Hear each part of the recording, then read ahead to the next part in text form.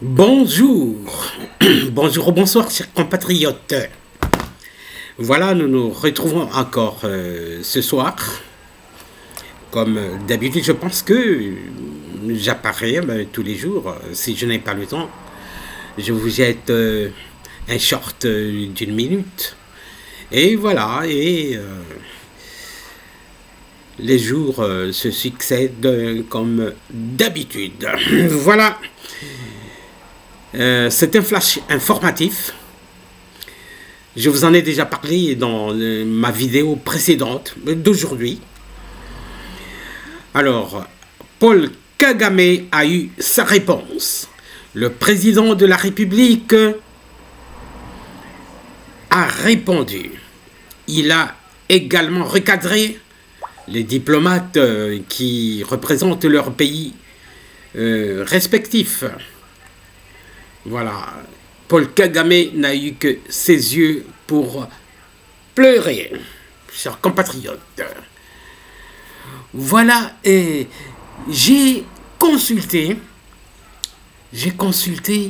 Google. J'ai voulu comprendre si les incohérences de Paul Kagame résultent de la tumeur qu'il avait eue au cerveau. Je ne sais pas si on a enlevé la tumeur ou pas, mais je pense que comme il avait été opéré, c'était pour enlever cette tumeur. Mais bon, quand on enlève la tumeur, peut-être qu'il y a des conséquences, et en plus au cerveau. J'ai posé la question suivante. Quelles sont les conséquences d'une tumeur au cerveau? De Paul Kagame, bien sûr, parce que nous parlons là de Paul Kagame. Alors, on me dit ici par Google, Monsieur Google qui connaît tout, des troubles de l'élocution, de la vision, de l'audition. Il peut y avoir aussi des étourdissements ou des troubles de l'équilibre. Bon, là, on pense qu'il a toujours un certain équilibre, mais l'équilibre de pensée, mais je ne crois pas. Alors, il y a aussi des troubles de la mémoire, des perturbations de l'apprentissage, du comportement et une paralysie partielle. Alors, dans toutes ces réponses, on peut retrouver Paul Kagame. On peut retrouver Paul Kagame dans les troubles de l'élocution, dans les troubles de la mémoire. C'est-à-dire, il n'est pas cohérent avec lui-même. Un président d'un autre pays, un président du Rwanda. Donc il s'en prend au président du pays voisin. Il le trouve comme un concurrent gênant. Quand il parle, on dirait qu'il est le président de la République démocratique du Congo. Il a oublié. Il a oublié que les époques ont changé. Quand Joseph Kabila était là, bien sûr, on l'a vu dans certaines vidéos, quand il parlait aux journalistes, il disait que tous les Congolais sont dans ma main, y compris même le sommet. Ah oui, nous avons vu toutes ces vidéos-là. Il voulait nous faire comprendre que c'est lui qui dirigeait le Congo. Et que Joseph Kabila, rwandais aussi,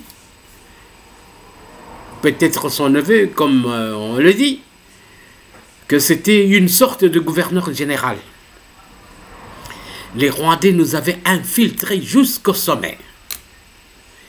Ils nous représentaient dans des institutions internationales. Et voilà. Ces époques-là sont révolues. Alors, Dieu nous a envoyé Fachi Béton. Eh oui, il avait promis de déboulonner le système. Il a déboulonné tout le système et nous sommes dans la période de la fin. Eh oui. La guerre va continuer, hein. La guerre va continuer. Et il y a des Rwandais qui demandent, qui réclament que si vous en finissez en RDC avec l'armée de Paul Kagame, les RDF ou M23, les terroristes, venez jusque chez nous, nous libérer. Et oui, j'ai entendu ça aujourd'hui, hein, sur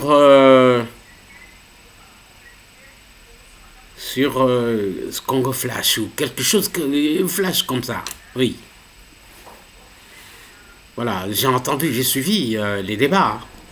C'est des Rwandaises ou une Rwandaise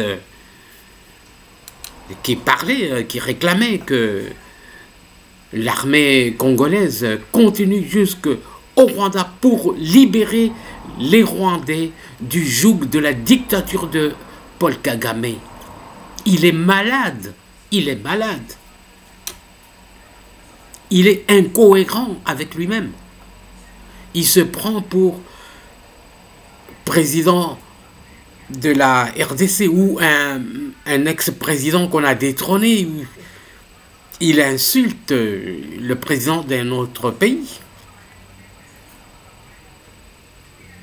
Il a insulté, il a traité d'être idiot. Oui, un leader idiot. Devant des diplomates.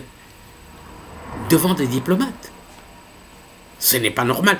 Bon, ne partez pas. Hein. J'ai une vidéo où le président de la République est catégorique devant les diplomates. Il leur dit que le dialogue avec le M23 est une ligne rouge à ne pas franchir et ça ne se fera jamais. Et la République démocratique du Congo ne se pliera jamais au diktat extérieur qui tentent d'imposer leur position à la République démocratique du Congo. Et oui, Paul Kagame a eu sa réponse. Bien que incohérent avec lui-même, ne contrôlant pas ce langage, oubliant le passé. Un jour il dit une chose, un jour il dit une autre chose. Il dit qu'il vient à Luanda, après il ne vient plus, il invente toujours des raisons, il est incohérent avec lui-même. Donc il souffre d'un trouble de personnalité. Voilà, comme la plupart des dictateurs. Hein. Hitler était devenu presque fou. Hein. Ah oui. Et le président de la République a promis de le faire partir du sommet du Rwanda pour libérer les Rwandais. Et oui, et il lui a promis qu'il finira comme Hitler. C'est un malade.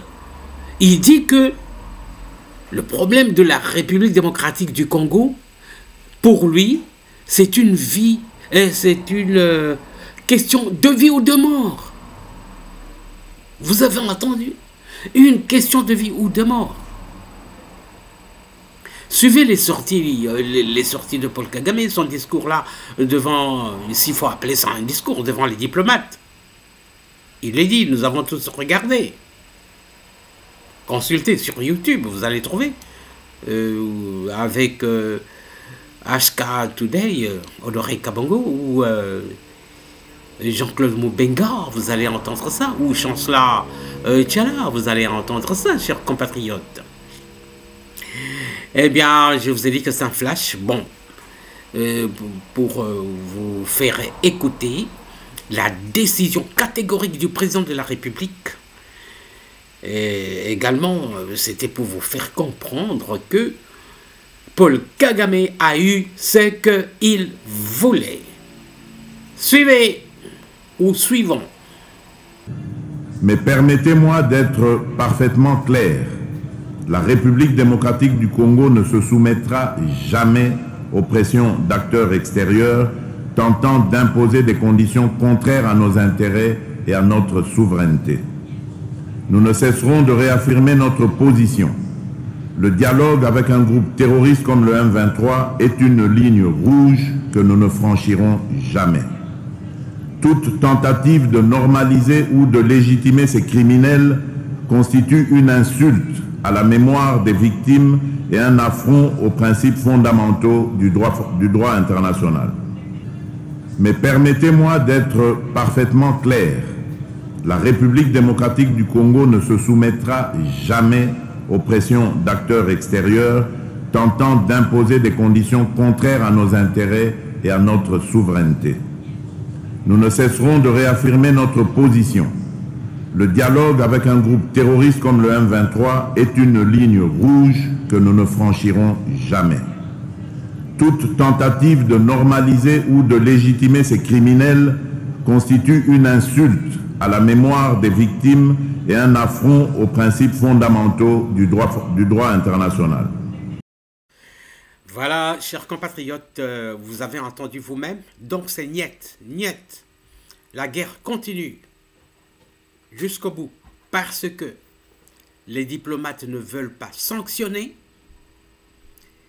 Ils nous consolent par hypocrisie. Paul Kagame ne veut rien entendre. Eh bien, on va avec la logique de la guerre jusqu'au bout. Et pas de dialogue avec les terroristes du M23 RDF. Voilà, Natikibino Bandeko Nabiso Soki Bolingaki Bolaike Bosabone.